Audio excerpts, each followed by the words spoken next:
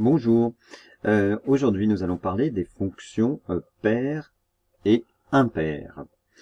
Avant de démarrer cela, il faut d'abord qu'on parle de ce que c'est qu'un intervalle symétrique par rapport à 0 ou encore centré en 0. Alors, tu dois t'en douter un petit peu hein, quand même.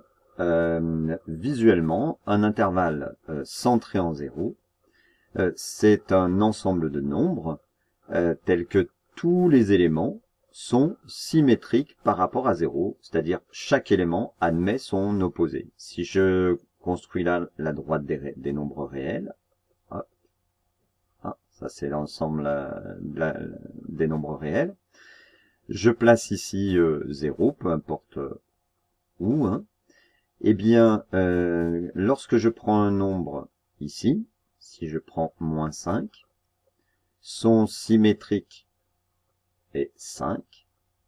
Et donc, un intervalle centré en 0, ça signifie que tout nombre à l'intérieur aura son opposé également à l'intérieur. Ça s'écrit comme cela. Un ensemble de R ou un intervalle de R est dit symétrique par rapport à 0 si pour tout nombre x appartenant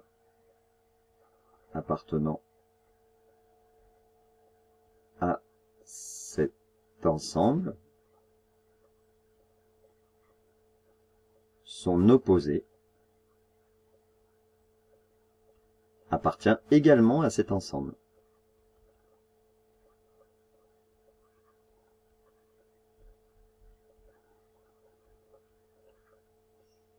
À cet ensemble ou cet intervalle.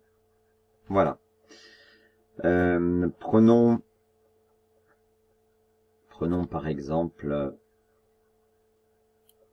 il y a d'autres exemples que tu vas traiter après, hein. Eh bien justement, prenons grand I qui est égal à R. Eh bien, chaque nombre, si je prends un nombre x qui appartient à grand R, moins x appartient aussi à grand R. Quel que soit le nombre que je prends, hein, 10, 20, pi, moins racine de 2, son opposé c'est racine de 2, il appartient à grand R. Visuellement, on voit bien que si on trace la droite des réels, bah on peut arriver à la plier en deux par rapport à 0, et on a cet effet de symétrie ou de centre. Alors si je prends un autre intervalle, si je prends par exemple grand I égale R privé, on a enlevé moins 3. Eh bien cet intervalle, si je prends un élément, si je prends 4, il appartient à grand I. Et moins 4 appartient à grand I aussi. Donc on pourrait se dire, tiens, bah oui, celui-là, je peux le plier en 0. Mais cet ensemble, si je prends le nombre 3, il appartient bien à l'ensemble grand I, et moins 3 n'appartient pas à l'ensemble grand I, puisque on l'a exclu. Ça signifie que grand I n'est pas un ensemble ou un intervalle symétrique par rapport à 0 ou centré par rapport à 0. Si je prends un autre intervalle grand I, cette fois, je vais prendre moins 5, R privé de moins 5 et 5. Et bien là, en me le représentant et en le visualisant, donc j'ai la droite des réels, on a enlevé le nombre moins 5, ici, là, on l'a enlevé. On a enlevé le nombre 5, qui est ici, là. On les a exclus. Lui aussi, exclu. Eh bien, cet ensemble, il est symétrique ou centré par rapport à 0. Parce que je peux pas prendre 5 et moins 5, ils n'y sont pas, mais si je prends n'importe quel autre nombre, son opposé est dans cet ensemble qui est grand R privé de moins 5 et 5. Voilà. Tu peux maintenant traiter les différents exemples qui sont là. Ah, alors ici, c'est l'ensemble des... c'est R privé de 1.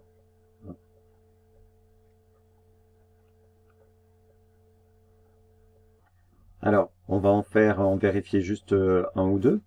L'intervalle moins 7, 7, est-ce qu'il est bien centré en 0? Eh bien, oui. Hein. Visuellement, d'ailleurs, est centré en 0. On le justifie simplement en disant si x appartient à moins 7, 7, moins x appartient à l'intervalle moins 7, 7. Ok, et si on fait ça pour tous les nombres, effectivement, ils sont bien dans cet intervalle. On pourrait d'ailleurs aussi l'écrire. Si x appartient à moins 7, 7, c'est si x est compris comme ceci, hein, entre moins 7 et 7, alors, eh bien, si on multiplie tout par moins x, moins 1, si on multiplie tout par moins 1, on change le sens des inégalités, d'accord? Donc ça devient, voilà, moins x est compris entre moins 7 et 7. C'est bien ça. Donc ça fonctionne bien. Je vais prendre celui-ci, là. Parce que celui-là, eh ben oui, on a l'impression hein, qu'il est centré en 0. Et en fait, non. Il n'est pas centré en 0. Et il suffit de donner un contre-exemple. Il n'est pas centré en 0. En effet,